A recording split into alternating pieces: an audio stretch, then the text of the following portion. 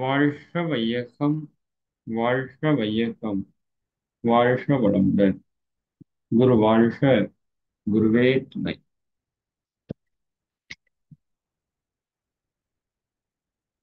எல்லாம் வல்ல அருட்பேராற்றலையும் அதன் அனைத்து தன்மாற்ற நிலைகளையும் எங்கும் நிறைந்த குரு மகான்களையும் ஒரு சேர நினைந்து நன்றியுணர்வோடு வணங்கிக் கொள்வோம்.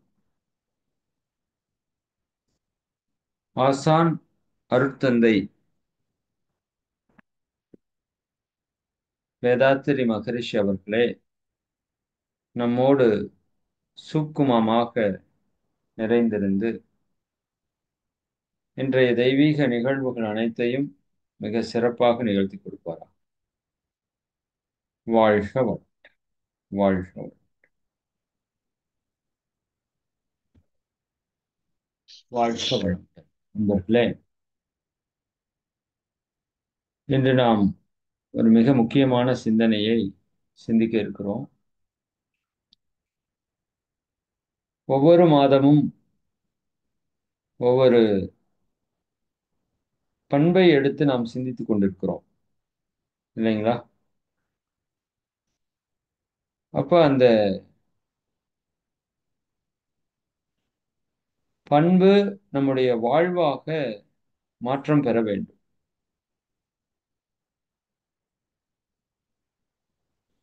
அதற்காகத்தான் நாம் அதைய சிந்தனை செய்கிறோம். ஆன்மீகத்தினுடைய உச்சம் எங்க இருக்குது அப்படின்னு நம்ம சிந்திச்சோம்னா அது இந்த பண்புகளில் தான் இருக்கிறது. இது நான் உங்களுக்கு ஒன்றுக்கு பல முறை சொல்லி இருக்கிறோம். நீங்களும் அதை பற்றி சிந்தித்திருப்பீங்கன்னு நினைக்கிறேன் நான். சரி, அந்த விதத்துல நாம இன்னைக்கு எடுத்துக்கொண்டிருக்கிற குணம் பொறுமை. பொறுமை என்ற ஒரு குணம் நம்ம வாழ்க்கையில இருந்துச்சு அப்படின்னா நாம் பெற முடியாதது என்று எதுவுமே இல்லை என்று சொல்லலாம். அதைத்தான் வள்ளுவம் நமக்கு மிக சிறப்பாக சொல்றது என்னன்னா, அகழ்வாரை தாங்கும் நிலம் போல. இந்த குறள் எல்லாருமே நம்ம படிச்சிருப்போம். பொறையுடைமை அப்படின்னு ஒரு முழு அதிகாரம் வள்ளுவர் நமக்கு கொடுத்திருக்காங்க. அகழ்வாரை தாங்கும் நிலம் போல தம்மை இகழ்வார் பொறுத்தல் தலை. அதாவது நிலம் என்ன செய்து தன்னை தோண்டுபவரை, இல்லையா, அந்த நிலத்தை தோன்றவங்கள அது என்ன பண்ணுது பாருங்க, அவங்க கீழே விழாம தாங்கி பிடிச்சிருக்கு. எவ்வளவு பெரிய உயர்ந்த செயல் பாருங்க. அது போல அப்போ அந்த நிலத்தை தோன்றோம் அப்படின்னா அந்த நிலத்திற்கு துன்பம் கொடுப்பதாக அது கருத்தில் எடுத்துக்கிறாங்க. அது போல தம்மை இகழ்வார் பொறுத்தல் தலை. தலை என்பது மிக மிக உயர்ந்த பண்பு, தலைமையான பண்பு அப்படிங்கிறத வள்ளுவர் சொல்றாரு. பல இடங்கள்ல தலை அப்படிங்கிறத பயன்படுத்துறாங்க. அப்ப எது முதன்மையான அறம், முதன்மையான நற்குணம் அப்படிங்கிறதுல இந்த பொறையுடைமை அப்படின்னு சொல்லக்கூடிய பொறுமைக்கு வள்ளுவர் முதன்மை இடத்தை கொடுக்குறாங்க. எப்படி இருக்கணுமாமா, ஒரு மண் தன்னை வெட்டுபவனை கூட விழாமல் தாங்கிக் கொண்டிருக்கிறது, அது எவ்வளவு பொறுமையா இருக்கு.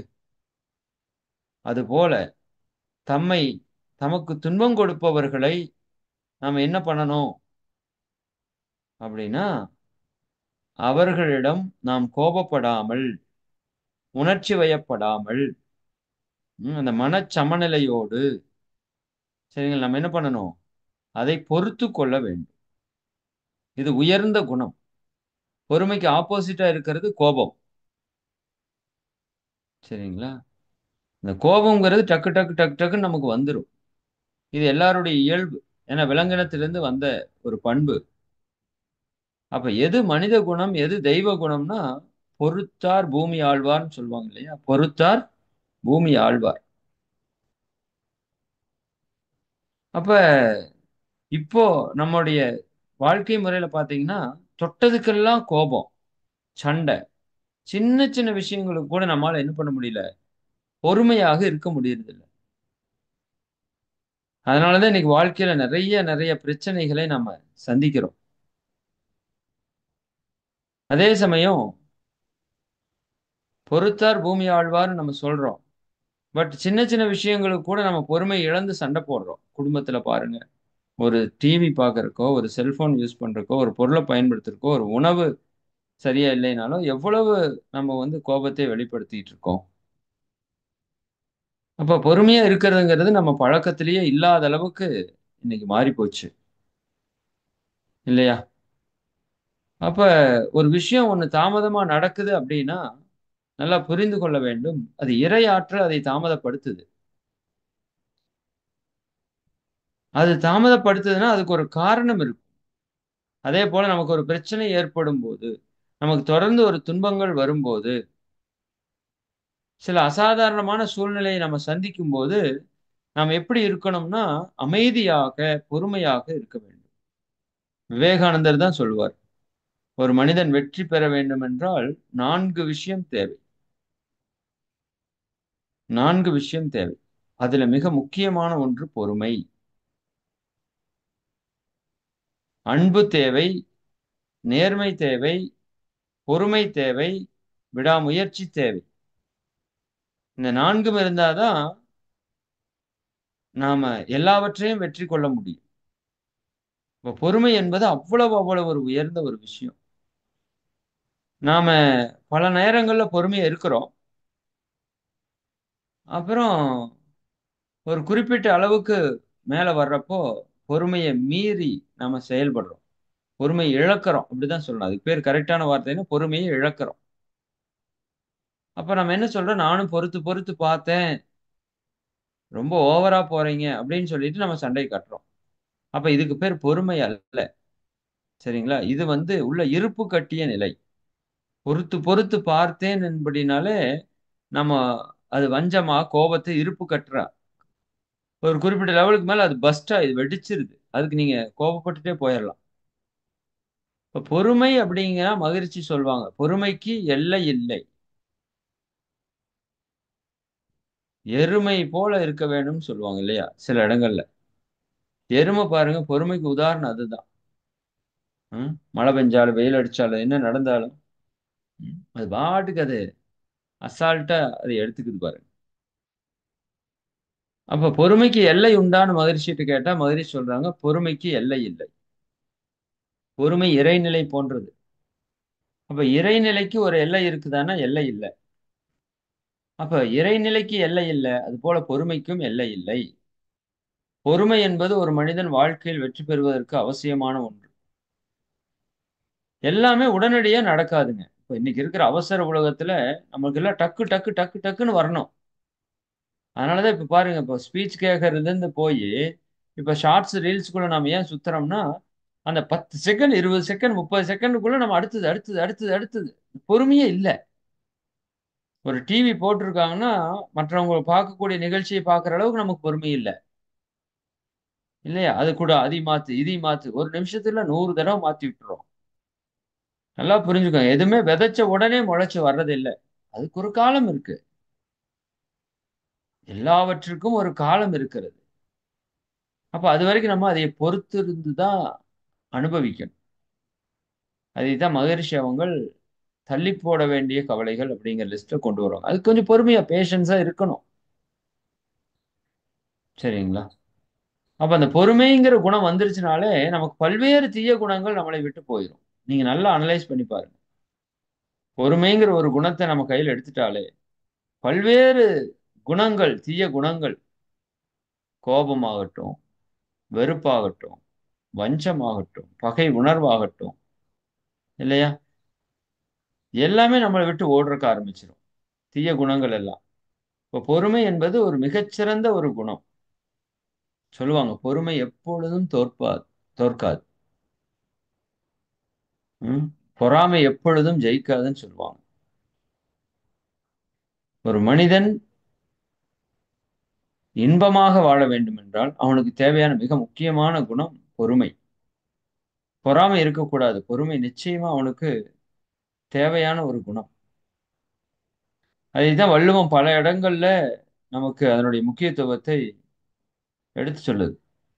ஆனா பொறுமையா இருக்கிறது எடுத்தோனே நல்லா இருக்குமா? அப்படின்னு கேட்டா நல்லா இருக்காது. அந்த இடத்துல, அந்த சூழல்ல நீங்க பொறுமையா இருக்கிறது அப்படிங்கிறது மிகப்பெரிய உங்களுக்கு ஒரு வைராக்கியம் இருக்கணும். யார் வீரன் அப்படின்னு சொல்லிட்டு இந்த குருதி புனல்னு ஒரு படத்துல கமல் சொல்வார். வீரம் அப்படிங்கிறது கோபப்படுறது இல்ல. பொறுமையா இருக்கிறது. நல்லா புரிஞ்சுக்கோங்க. நாம என்ன நெனைக்கிறோம்னா, வீரம்ங்கிறது கோபப்படுறதுன்னு நெனைக்கிறோம். அப்படி அல்ல. அது ஆடு, மாடு, நாய் கூட வள்ளுன்னு கோவப்பட்டுட்டு போயிருமே. எது உயர்ந்தது அப்படின்னா, பொறுமையா இருப்பது தான் உயர்ந்தது. யார் என்ன சொன்னாலும், அந்த சொல்லை சகித்துக் கொண்டிருக்கிறதுக்குன்னு ஒரு மனசு இருக்கு பாருங்க. அதுதான் உயர்ந்த தெய்வீக தன்மை கொண்ட ஒரு மனம். அப்ப அந்த சகிப்புத்தன்மை நமக்கு வரணும். அதுக்கு தான் நம்ம ஆன்மீகத்துக்கு வர்றோம். அதுக்கு தான் தத்துவங்கள். நீ செய்தது தான் உனக்கு திரும்பி வருதுங்கிறத நீங்க புரிஞ்சுக்கிட்டீங்கன்னா, யார் எந்த துன்பம் குடுத்தாலும் உங்களுக்கு துன்பமாக தெரியாது. அப்ப அந்த புரிதல் வரணும். மனதிலே எல்லாவற்றையும் தாங்கக் கொள்ளக்கூடிய பக்குவம் வரணும். இல்லையா? அதற்கு தான் இந்த ஆன்மீகமே. அதற்கு தான் வாழ்க்கையே. வாழ்க்கையில ஏன் இறைவன் இத்தன அடி அடிக்கிறான் பாருங்க. தூக்கி போட்டு மிதியா விழுகுதா இல்லையா? எதுக்காக? நமக்கு பக்குவத்தை ஏற்படுத்துகிறார். இல்லையா? சாதாரண மண்ணு அப்படியே விட்டீங்கன்னா, கால் கடியில மண்ணு தான். அதை எடுத்து கரெக்ட்டா போட்டு மிதி மிதின்னு மிதிச்சு, அதை ஒரு உருவத்துக்கு கொண்டு வந்து தீயில சுட்டு கொண்டாந்து வச்சா, அழகான அது ஒரு சிலையாக, தெய்வமாக மாறுது. சாதாரண தங்கம் நிலத்துக்கு அடியில கிடக்குது. அதை எடுத்து உருக்கி, அடிச்சு கொண்டு வந்தா தான் அது ஆபரணமாக ஜொலிக்குது. இல்லையா? அப்போ இது எல்லாமே கடுமையான சோதனைக்கு உட்படுத்தி தான் அடுத்த நிலைக்கு வருது. சாதாரண கல்லு கால்ல மிதிக்குது. உளியில ஆயிரக்கணக்கான அடி படும்போது அது சிலையாகிறது. அது வழிபாட்டிற்கு செல்கிறது. பொறுமையா இருக்கணும். உயர்ந்து நீங்க செல்லணும்னா, நிச்சயமா பொறுமை என்ற குணம் மிக, மிக அவசியம். அதுக்கு ஆப்போசிட் கோவப்பட்டு நம்ம எவ்வளவு இழந்திருக்கிறோம்னு நமக்கு நல்லா தெரியும். அப்ப பொறுமை என்பது ஒரு மிகச்சிறந்த தெய்வீக குணம். ஆனா அது ஆரம்பத்துல கசக்கத்தான் செய்யும். மூத்தோர் சொல்லும் முதுநெல்லி கனியும், முன்னர் கசக்கும் பின்னர் இனிக்கும். ஆனா அதனுடைய பலன் மிக, மிக, மிக, மிக உயர்ந்ததாக இருக்கும். சரிங்களா? நீங்க பொறுமையா இருந்தா, நம்ம லைஃப் நம்ம கண்ட்ரோல்ல இருக்கும். பொறுமையே இல்லாட்டி, நம்ம லைஃபோட கண்ட்ரோல்ல நாம் இருப்போம். அதான் இங்க நடந்துட்டு இருக்கிற விஷயம். ஒரு சிக்னல்ல கூட நம்மால பொறுமையா இருக்க முடியறதில்ல. யோசிச்சு பாருங்க. ஒரு செகண்ட்ல அடிச்சு புடிச்சு அதுல ஒரு ரெட், எல்லோ போடுறதுக்குள்ள சல்ல புல்லுன்னு போறோம். அப்படி என்ன நமக்கு ஒரு ஆத்திர அவசரம்? அங்க போய் ஏதாவது 2 இடத்துல நிறுத்தி டீ குடிச்சிட்டு இருப்போம். ம். அதான் சொல்லுவாங்க. எந்த சிக்கல் வந்தாலும் கொஞ்சம் பொறுமையா, நிதானமா யோசிச்சீங்கன்னா, சிக்கலுக்கு தீர்வு கண்டுடலாம். மனம் அமைதி நிலைக்கு வந்துருச்சுனாலே தீர்வு வந்துரும். பட் பரபரப்பு நிலையில நமக்கு எல்லாவற்றுக்கும் தீர்வே கண்டுபிடிக்க முடியாது. அப்படித்தான் இப்ப லைஃப் நடந்துட்டு இருக்கு. அப்போ எந்த சிக்கல் வந்தாலும் கொஞ்சம் பொறுமையா இருந்தா, ஆட்டோமேட்டிக்கா அதற்கான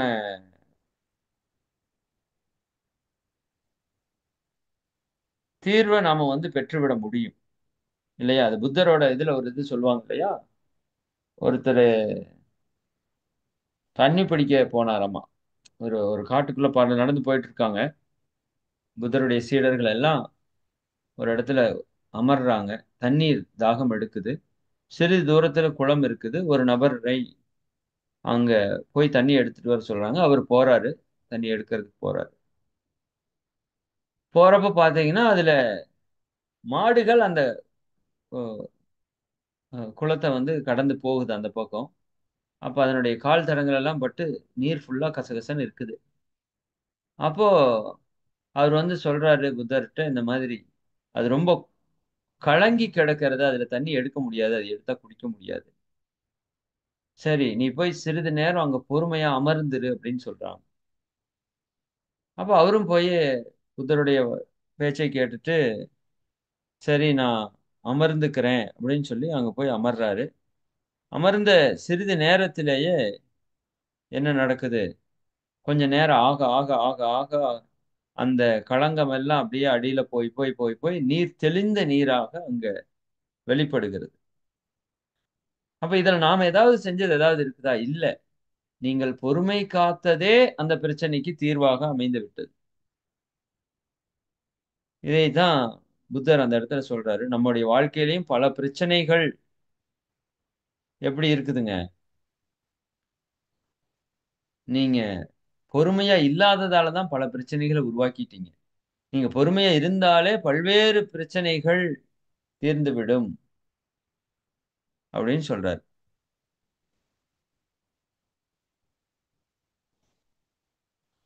பொறுத்தலை விட இன்னொன்று உயர்ந்ததுன்னு வள்ளுவம் சொல்லும் ஒரு குறள்ல. பொறுத்தல் இறப்பினை என்றும் அதனை மறத்தல் அதனினும் நன்று. அதாவது ஒருவர் செய்யக்கூடிய தீங்கை மிகப்பெரிய தீங்கு தான் நமக்கு செய்யறாங்க. அது எப்பொழுதுமே நம்ம பொறுத்துக் கொண்டு இருக்க வேண்டும். ஏன்னா நமக்கு கர்ம வினை தத்துவம் தெரியும். சரிதானுங்களா? ஏற்பின்றி தீ அண்டா. பவவினையின் இருப்பின்றி உங்களுக்கு துன்பம் வராதுன்னு மகிழ்ச்சி சொல்லியிருக்காங்க. தீயை ஏற்றுக்கொள்ளக்கூடிய தன்மை இல்லாத இடத்திலே தீ பற்றாது. தீ பற்றுகிறது என்றால், அங்க ஒரு ஏற்புக்கான ஒரு தன்மை இருக்கிறதுன்னு நீங்க புரிஞ்சுக்கணும். இல்லையா? அப்ப அதுபோல நம்மகிட்ட அந்த ஒரு துன்பம் வர்றதுக்கான கர்ம வினை இருக்கும்போது தான் அது வருது. அதை நம்ம ஏற்றுக்கொள்ளணும். ஆனால் அதை விட சிறந்தது எது அப்படின்னு கேட்டா, அத நினைக்க கூட கூடாது. மறந்தரணும். அது அதை விட நல்லது என்று வள்ளுவர் சொல்றார்.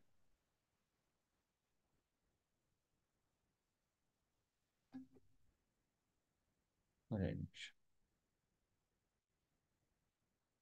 சரி. அதாவது ஆ இந்த குறள்கள் எல்லாமே நம்ம வந்து இப்ப நீங்க திருக்குறள்ல ஒரு அதிகாரம் வருதுன்னா, அதை நம்ம எடுத்து மனனம் செய்து கொள்வது நல்லது. இந்த இடத்த பொறுத்தவரைக்கும். சரிங்களா? ஒரு குறள்ல விளக்கம் கேட்டது நல்லா ஞாபகம் இருக்கு. அதாவது எது வறுமையில் வறுமை அப்படிங்கிறப்போ, வறுமையில் வறுமை எதுன்னா, நம்ம வீட்டுக்கு ஒரு விருந்தினர் வந்து அவருக்கு சரியான அ கவனிப்பு குடுக்க முடியாம இருக்குது பார்த்தீங்களா?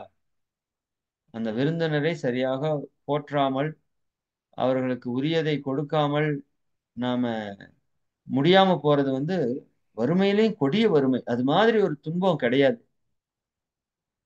அதுபோல வலிமையிலே மிகப்பெரிய வலிமை என்ன அப்படின்னு கேட்டா வள்ளுவர் சொல்றாரு. இத நீங்க எழுதி வச்சுக்கோங்க. பெரிது பெரிது புவனம் பெரிதுன்னு நம்ம படிச்சிருக்கோம் இல்லையா? அதே மாரி கொடியது எதுன்னு கேட்கிறப்போ ஔவையார் சொல்லுவாங்க. கொடிது கொடிது வறுமை கொடிது. அதிலும் இளமையில் வறுமை அதனினும் கொடிது. அதனினும் கொடிது ஆற்றணா கொடுநோய். அன்பிலாப் பெண்டிர் அப்படின்னு வரிசைப்படுத்துவாங்க. அதுல பெரிதிலும் பெரிது ஔவையார் என்ன சொல்லுவாங்கன்னா, தானமும் தவமும் தான் செய்தல் அரிது என்று சொல்லுவாங்க. தொண்டர்தம் பெருமை சொல்லவும் பெரிதேன்னு சொல்லுவாங்க. அதுபோல வல்லமையில் வல்லமை எது அப்படின்னு உங்ககிட்ட கேட்டா, நம்ம தெளிவா சொல்லலாம். யார் நமக்கு தீங்கு செய்தாலும் அதை முழுமையாக பொறுத்துக் கொள்வதுதான் வல்லமையில் வல்லமை என்று வள்ளுவர் சொல்றார். அதுதான் வலிமையின் வலிமை. வலிமையிலே மிகப்பெரிய வலிமை என்னன்னா, நமக்கு யார் எந்த துன்பம் கொடுத்தாலும், அதை தாங்கிக் கொண்டு பொறுத்துக் கொண்டு போறோம் பாருங்களா, அது வந்து மிகப்பெரிய ஒரு வலிமை என்று சொல்றார்.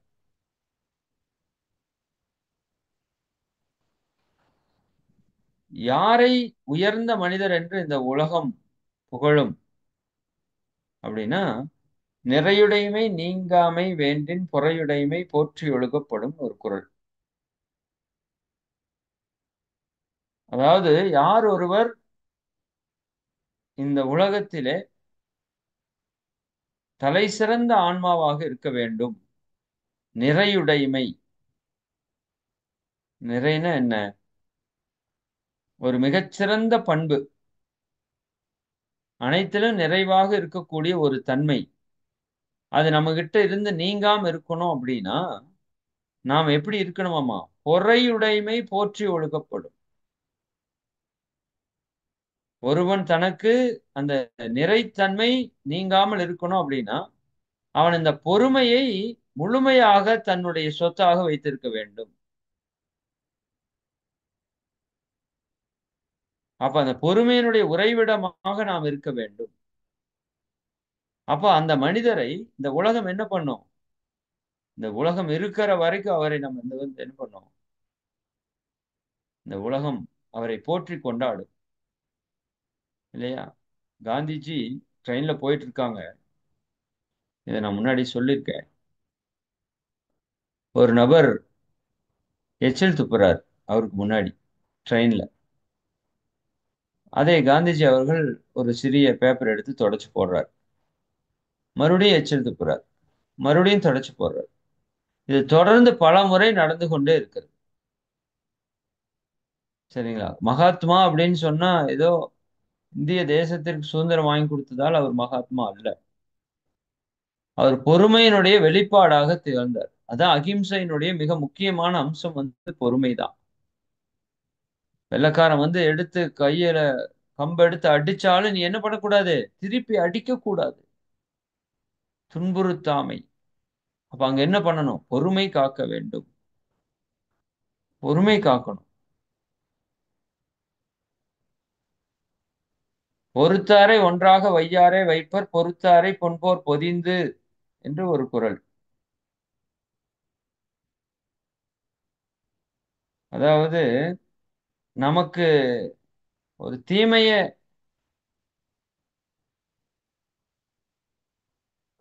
கொடுப்பவங்கள இந்த உலகம் அந்த நமக்கு தீமையை கொடுக்கிறவங்கள பொறுத்து இருக்கிறவங்கள இந்த உலகம் எப்படி வைத்திருக்கும் அப்படின்னா, பொன் போல அவர்களை வைத்திருக்கும். அந்த உயரத்துல வைத்திருக்கும்னு சொல்றாரு.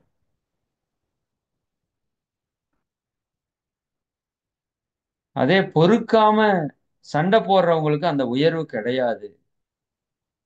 பொறுத்தாரை ஒன்றாக வையாரை வைப்பார் பொறுத்தோரை பொன்போல் பொதிந்து.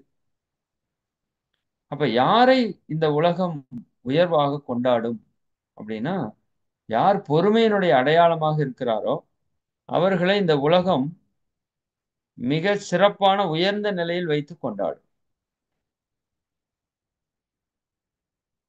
ஒருத்தார்க்கு ஒரு நாள இன்பம் பொறுத்தார்க்கு பொன்றும் துணையும் புகழ். அது மிக அற்புதமான குறள். இந்த குறள் எல்லாம் நம்ம நல்லா மனப்பாடமா வச்சிருக்கணும். ஒரு 2, 3 குறள் வச்சுக்கோங்க. அடிக்கடி நீங்க சொல்லி பாருங்க. அகழ்வாரை தாங்கும் நிலம் போல தம்மை இகழ்வார் பொறுத்தல் தலை. பொறுத்தார்க்கு ஒரு நாளை இன்பம். தீங்கு நமக்கு செஞ்சவன திருப்பி திட்டினவனுக்கு அந்த ஒரு நாளைக்கு தான் இன்பம். ஆனால் பொறுத்தார்க்கு பொன்றும் துணையும் புகழ். பொறுத்தார்க்கு உலகம் அழியும் வரைக்கும் புகழ் இருக்கிறது. அதை நீங்க மனதில் வைத்துக் கொள்ளணும். அது என்னோட வாழ்க்கையில சில சம்பவங்கள் நிறைய இருந்ததுல சில இடத்துல நான் அதையும் முன்னாடி பகிர்ந்திருக்கிறேன். ஒரு நாள் நாங்க முதல்ல இந்த டிப்ளமோ முடிச்சுட்டு பிசிபி வகுப்புக்கு ஆழியார் போயிருக்கிறோம். அப்ப அது எப்படி நான் சொல்றேன், அது இன்னைக்கு வரைக்கும் என்னோட அந்த கிளாஸ்மேட்ஸ் யாராச்சும் இருந்தாங்கன்னா அந்த அந்த அந்த கூட்டத்துல இருந்தவங்க பேசுவாங்க, சொல்லுவாங்க. அன்னைக்கு என்னாச்சு அப்படின்னா, நாங்க உணவு எடுத்துட்டு அங்க சுக்குப்பால் கொடுப்பாங்க ஆழியார்ல. நீங்க கேள்விப்பட்டிருக்கலாம். அது சாப்பிட்டுட்டு வந்தோம். எங்க ஐயா லட்சுமண் ஐயா வெளியில அந்த மரத்தடியில நின்னு பழைய கட்டடம் 15, 20 வருஷத்துக்கு முன்னாடி. அந்த மரத்தடியில் நின்னு விஷன் ஸ்டூடண்ட்ஸ் எல்லாருமே ஒரு செட்டா பேசிட்டு இருந்தாங்க. ஒரு 10, 12 பேர் இருப்பாங்க அந்த இடத்துல. அப்போ நான் ஐயா நிக்கிறாங்க அப்படிங்கிறதுக்காக சுக்கு பால் பிடிச்சிட்டு வந்தேன். நான் சாப்பிட்டுட்டு நான் குடிச்சிட்டு ஐயாவுக்காக பிடிச்சிட்டு வந்தேன். அப்ப ஐயா குடுத்தப்ப, ஐயா வேண்டாம்ப்பா நான் குடிச்சிட்டேன் அப்படின்ட்டாரு. சரின்ட்டு பக்கத்தால இருக்கிறவங்ககிட்ட நீங்க யாராவது சாப்பிடுறீங்களா அப்படின்னு கேட்டோனே ஒரு அக்கா என்ன பண்ணிட்டாங்கன்னா, ரொம்ப அக்ரெசிவ் ஆயிட்டாங்க. ரொம்ப கோபம் வந்துருச்சு அவங்களுக்கு. அவங்க என்ன மனநிலையில இருந்தாங்கன்னு தெரியல. பட் அவங்க டக்குன்னு என்ன குப்பை தொட்டின்னு நினைச்சிட்டியா? கண்டதெல்லாம் வாங்கி உள்ள ஊத்துறதுக்கு அப்படின்னு கொஞ்சம் ஹெவியா பேசிட்டாங்க. அப்ப எல்லாருக்குமே ஒரு ஷாக்கு. என்னடா இது? அவன் இந்த மாதிரி சுக்குபால் கொண்டு வந்தான். ஏன்னா அந்த பேட்ச்லயே நான் தான் சின்ன பையன். அதுக்கு போய் இவ்வளோ டென்ஷன் ஆயிட்டாங்களே அப்படின்னு. எனக்கு ஒன்றும் பெருசா ஒண்ணுமே தோணல. சரி அவங்க ஏதோ ஒரு சூழல் இருக்காங்க. நாம தான் தப்பா கேட்டோமான்னு சரிங்க்கா, சாரிங்க்கா அப்படின்னு சொல்லி விட்டுட்டேன் நான். அது என்னையும் பெருசா பாதிக்கல. பட் அந்த இடம் அ மகரிஷியோட இடமா இருந்தங்காட்டி அந்த மாதிரி இருந்துச்சோ என்னவோ! பட் அது எனக்கு ஒரு பெரிய பாதிப்ப உள்ளயே ஏற்படுத்தல. ஏன்னா சாதாரண இடமா இருந்தா ரொம்ப கோவம் வந்துரும் இல்லையா நமக்கு. அ உ அதுக்காக குடுக்குறோம் அப்படின்னு ஏதாவது நம்ம திருப்பி பேசியிருப்போம். ஒண்ணும் பேசல. ஆனா அது இப்ப என்னை பார்க்கிறப்போவெல்லாம் அத சொல்லுவாங்க. அந்த அந்த கூட்டத்துல நின்னவங்க. "ஏப்பா அன்னைக்கு அந்த அக்கா எப்படி பேசுனாங்க? அதுக்கு நீ எப்படி அப்படி இருந்த?" அப்படின்னு கேட்பாங்க. அதை நான் நெனச்சுக்குவேன் இந்த குறள் நெனைக்கிறப்போலாம். "ஒருத்தார்க்கு ஒரு நாளை இன்பம்" அது எத்தன நடந்து 20 வருஷமாச்சு. அதை பத்தி இன்னைக்கும் நம்ம பேசிட்டு இருக்கோம் பாருங்க.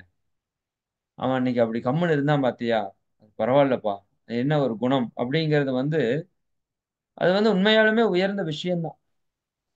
அது யாரும் நம்மள கிஃப்ட் குடுக்கணும்னு கூட இல்ல. இந்த மாரி சொல்லணும்னு கூட இல்ல. உங்களுக்கே மகிழ்ச்சியா இருக்கு. நீங்க யோசிச்சு பாருங்க. நான் சில நேரங்கள்ல அது யோசிக்கிறப்ப எனக்கே, ஓ! நம்ம கொஞ்சம் பக்குவமா தான் இருக்கிறோம் அப்படிங்கிற ஒரு தன்மை நமக்கே வரும். சரிங்களா? அப்போ உங்களுக்கு ஒரு நாள் இன்பம் வேணுமா? வாழ்நாள் பேறு வேணுமாங்கிறத நம்ம தான் யோசிக்கணும். "திறனல்ல தற்பிற செய்யினும் அறனல்ல செய்யாமை நன்று." அதாவது திறனல்ல தற்பிறர் செய்யினும். அதாவது நமக்கு செய்யக்கூடாதவற்றை, தீங்கை, இழிவான காரியங்களை மத்தவங்க நமக்கு செய்யறப்போவும், அவங்களுக்கு நாம பதிலுக்கு அதே மாதிரியான காரியத்தை செய்யறது அப்படிங்கிறது நல்லதல்ல. அது மாதிரி செய்யாம, அதற்கு பழி வாங்காமல் இருப்பது தான் சிறந்த பண்பு. "திறனல்ல தற்பிறர் செய்யினும் நோனொந்து அறனல்ல செய்யாமை நன்று." அப்ப அந்த இடத்துல பொறுமையோடு இருந்தா மட்டும் தான் நம்மால என்ன பண்ண முடியும்? அந்த இடத்த நீங்க வெற்றி பெற முடியும். இல்லையா? அப்ப அதுக்கு வள்ளுவம் முதல்லயே என்ன சொல்லியிருக்குன்னா, ம் ஒரு குறள். "இன்னா செய்தாரை ஒறுத்தல் அவர் நாண நன்னயம் செய்துவிடல்" அப்படிங்கிற குறள். மிக முக்கியமான குறள். "மிகுதியான் மிக்கவை செய்தாரை தான் தம் தகுதியால் வென்றுவிடல்" அப்படின்னா, மிகுதியான் மிக்கவை செய்தாரை. அதாவது தன்முனைப்பால, ஈகோவால நெறையா தீங்கு செய்றவங்கள நாம எதனால வென்றுவிட முடியும்? பொறுமை என்கின்ற ஒரு பண்பினால் நாம் அவரை வென்றுவிட முடியும். ம். "மிகுதியான் மிக்கவை செய்தாரை தாம் தம் தகுதியால் வென்றுவிடல்." அப்படி பொறுமைக்கு நெறைய நெறைய மேன்மைகளை நம்ம சொல்லிக் கொண்டே இருக்கலாம். அதாவது ஃபைனலா வள்ளுவர் என்ன சொல்றாருன்னா, "உண்ணாது நோற்பார் பெரியர், உண்ணாது நோற்பார் பெரியர். பிறர் சொல்லும் இன்னாச்சொல் நோற்பாரின் பின்." அடிச்சார் ஒரே அடி. உணவு சாப்பிடாம நோன்பு இருக்கிறாங்க பார்த்தீங்களா? அது உயர்ந்தது. இந்த பசியை பொறுத்துக்கொண்டு உண்ணா நோன்பு இருக்கிற உறுதித்தன்மை என்பது உயர்ந்த பண்பு தான்.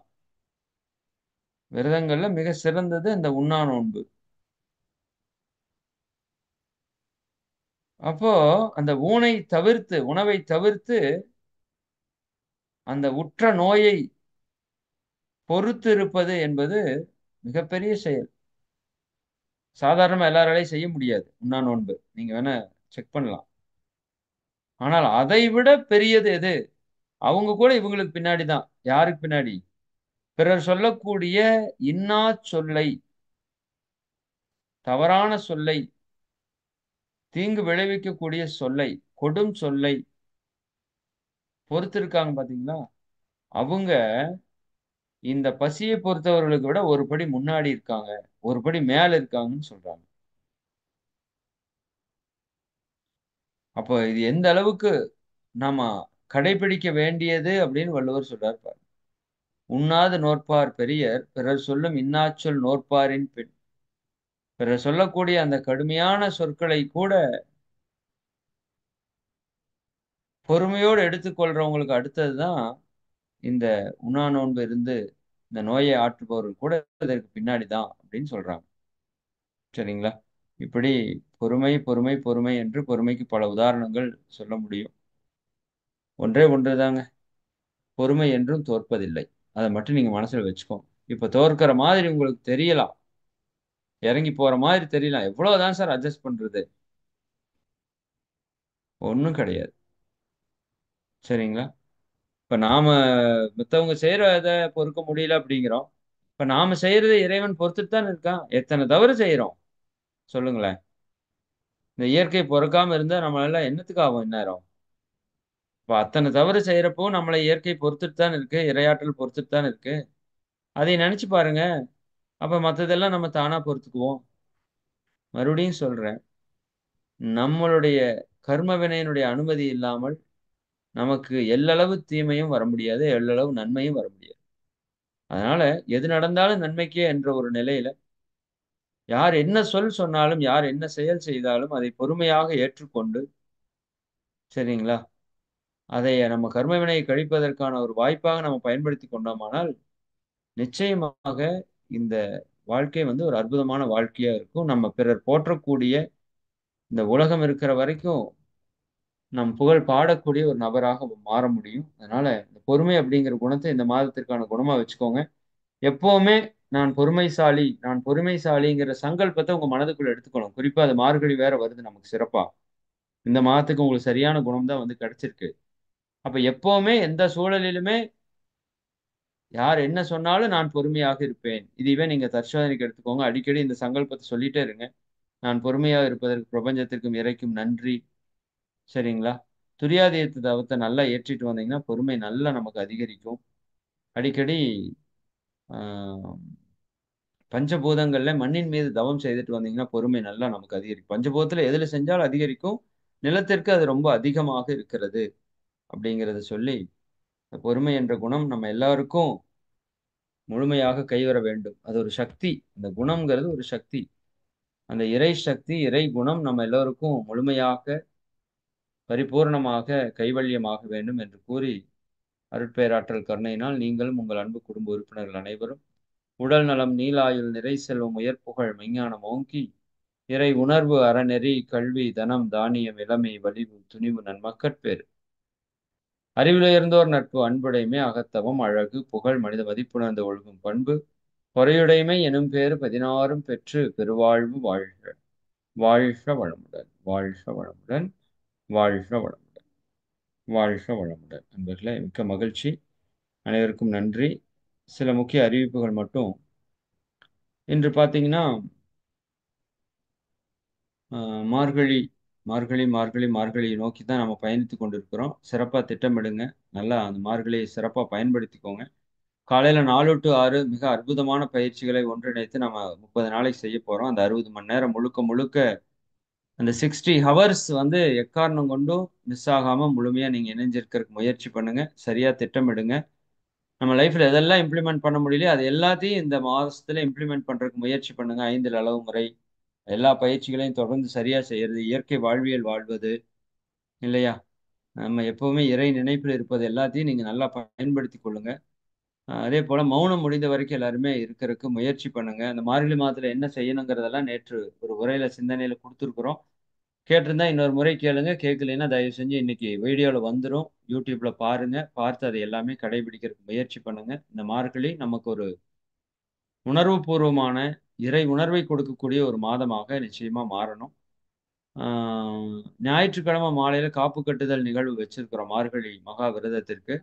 அந்த அன்னைக்கு ஈவினிங் ஒரு பஞ்சபூத நவர் தவம், இரு இருதய தியானத்தை இணைச்சு நம்ம செஞ்சு அதுக்கப்புறம் காப்பு கட்ட போறோம். அதனால ஞாயிற்றுக்கிழமை ஈவினிங் எல்லாருமே திட்டமிட்டுக் கொள்ளுங்க.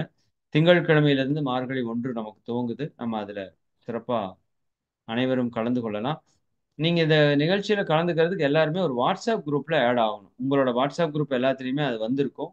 M3 மார்கழி சிறப்பு மௌனம் அப்படின்னு சொல்லி மார்கழி மெகா மெடிடேஷன் சொல்லி M3ன்னு போட்டு ஒரு 4, 5 குரூப் டீட்டெயில் வந்திருக்கும். அதுல ஏதாவது ஒரு குரூப்ல நீங்க நிச்சயமா இருக்கணும். ஏன்னா அப்பதான் 500 பேருக்கு மேல ஜூம்ல போவாங்க கண்டிப்பா. அப்படி போகும்போது நாம யூடியூப் லிங்க் குடுக்கறதுக்கு உங்களுக்கு அப்பதான் வந்து சரியா இருக்கும். அதனால அந்த வாய்ப்ப நீங்க எல்லாருமே நல்லா பயன்படுத்திக்கணும். அதான் ரொம்ப ரொம்ப முக்கியம். சரிங்களா? அதனால அன்பர்கள் அந்த M3 மார்கழி மகா தியானம் குரூப்ல எல்லாருமே நிச்சயமா இருக்கணும். இத குறிப்பா இப்ப நான் உங்க எல்லாத்துக்கும் என்ன சொல்றேன்னா, ஆளுக்கு ஒரு 10 பேரையாவது அந்த குரூப்ல நீங்க சேர்த்தறக்கு முயற்சி பண்ணுங்க. அது பயிற்சி எடுத்தவங்களா இருந்தாலும் சரி, எடுக்காதவங்களா இருந்தாலும் சரி. ஏன்னா, சென்ற ஆண்டு பயிற்சி எடுக்காதவங்க ஊருப்பட்ட பேர் அந்த பயிற்சி பண்ணிட்டு இருந்தாங்க. சரிங்களா? அதனால எல்லாருமே பண்ற மாரி தான் அந்த தியானத்த நம்ம வடிவமைச்சிருக்கிறோம். அதனால வாய்ப்பு இருக்கிறவங்க எல்லாத்தையும் நீங்க இணைஞ்சு பயன்பெற சொல்லுங்க. ஆ உங்களுக்கு தெரிஞ்சவங்க எல்லாருக்கும் அதை ஷேர் பண்ணுங்க. எல்லாரையும் அந்த குரூப்ல இணைய சொல்லுங்க. சரிங்களா? நீங்களே அந்த குரூப்ல இணைஞ்சுட்டு, நீங்களே யார வேணா அந்த குரூப்ல இணைக்கலாம். அது எப்படிங்கிறது கூட நான் உங்களுக்கு சொல்றேன். நீங்களே ஆட் மெம்பர்ஸ்ல உள்ள போய் உங்களுக்கு தெரிஞ்சவங்கள எல்லாம் முக்கியமானவங்கள அந்த குரூப்ல இணைக்க முடியும். அதனால முடிஞ்ச வரைக்கும் நீங்க எல்லா குரூப்புக்கும் உங்களுக்குன்னு பர்சனலா இருக்கிற குரூப் எல்லாத்துலயுமே அதை ஷேர் பண்ணுங்க. சரிங்களா? மிக்க மகிழ்ச்சி. அனைவருக்கும் நன்றி. சிறப்பாக இந்த மார்கழியை நம்ம கொண்டாடி மகிழ்வோம். வாழ்க வளமுடன். நம்ம நிறைவு பண்ணிக்கலாம்.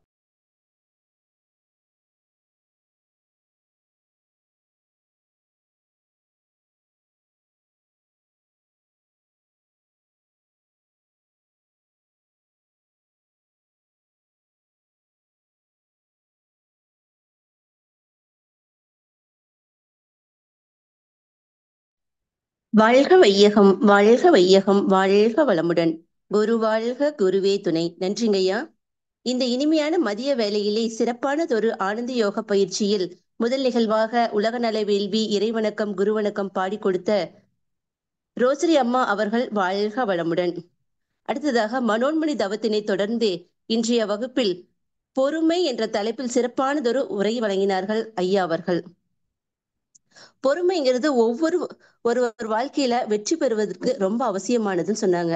ஒவ்வொரு மனிதனும் சந்தோஷமா வாழ முடியும் அப்படின்னு விவேகானந்தர், மகாத்மா காந்தியடிகள் இவங்க கூற்றை வச்சு நம்மளுக்கு ஐயா அவர்கள் எடுத்து கூறினார்கள்.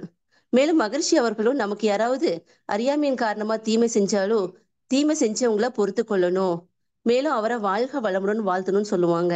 ஏன்னா நன்றும் தீதும் பிறர் தர வாரா என்ற பழமொழிக்கு ஏற்ப நம்மோட கர்ம வினைதான் காரணம்னு செயல் விளைவு தத்துவத்தையும் ஐயா அவர்கள் சொன்னாங்க.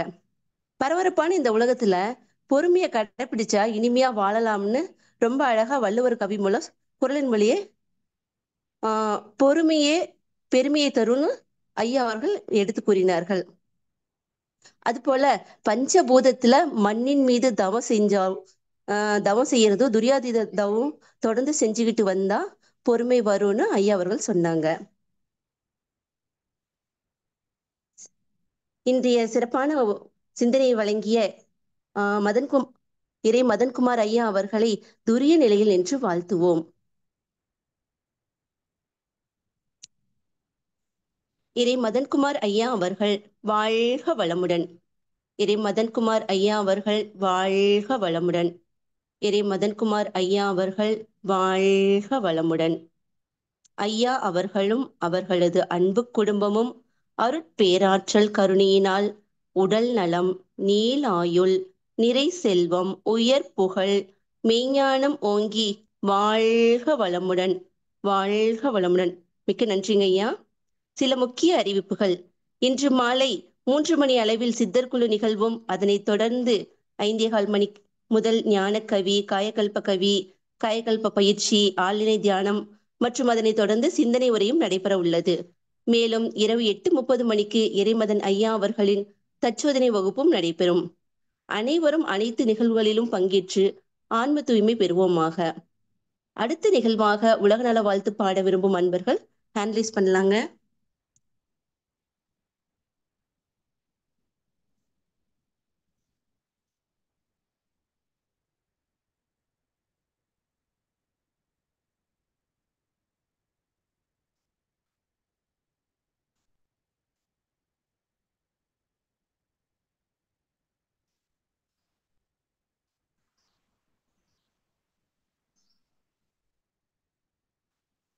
உலக நல வாழ்த்து பாட விரும்பும் நண்பர்கள் ஹேண்ட் ரைஸ் பண்ணலாங்க.